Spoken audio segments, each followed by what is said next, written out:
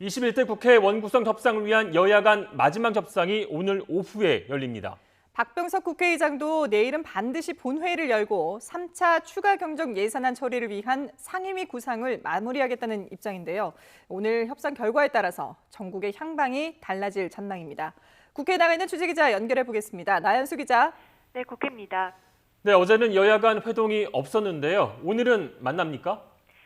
네, 오늘 오후 5시 국회 의장실에서 박병석 국회의장과 양당 원내대표가 회동합니다. 지난 금요일 박 의장이 주말 사이 의장 주재로 마지막 협상이 있을 것이라고 공언했었죠. 여전히 핵심 쟁점은 법제사법위원장입니다.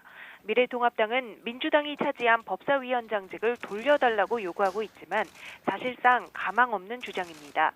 협상 테이블에서는 21대 전반기 2년은 민주당이, 후반기 2년은 통합당이 각각 나눠 맞는 것을 제안한 것으로 전해졌습니다.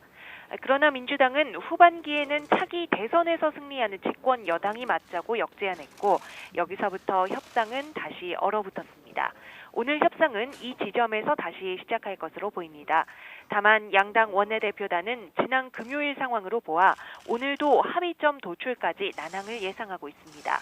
민주당은 일단 오늘 낮 12시 원내대표단 회의를 열어 다양한 협상 변수를 두고 중지를 모을 계획입니다. 네, 21대 국회 원구성이 벌써 5차례나 미뤄졌는데요. 오늘 합의가 안 되면 본회의가 또 연기될 수도 있는 겁니까? 아닙니다. 박병석 국회의장은 여야 협상 결과와 관계없이 내일은 반드시 본회의를 열어 상임위원장을 선출하겠다고 못 박았습니다.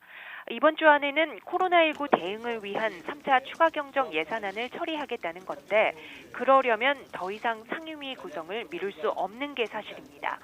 오늘 합의가 나오지 않으면 내일 본회의 직전까지 끝장 협상이 이어질 수도 있겠지만 끝내 타결되지 않으면 민주당 단독으로 원구성을 하게 된다는 뜻입니다. 앞서 민주당은 국회 상임위원장직을 11대 7로 나누기로 한 잠정 합의안 대로 법사위, 기재위, 외통위, 국방위, 산자위, 복지위 6개 상임위원장을 통합당 없이 선출했습니다. 남은 12개의 상임위원회 가운데 국회법상 야당 몫의 국회 부의장이 필요한 정보위원회를 뺀 나머지도 같은 방식으로 강행해야 한다는 입장입니다.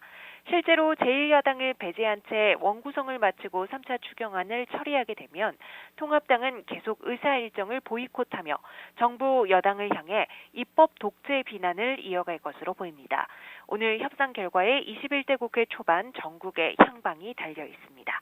지금까지 국회에서 전해드렸습니다.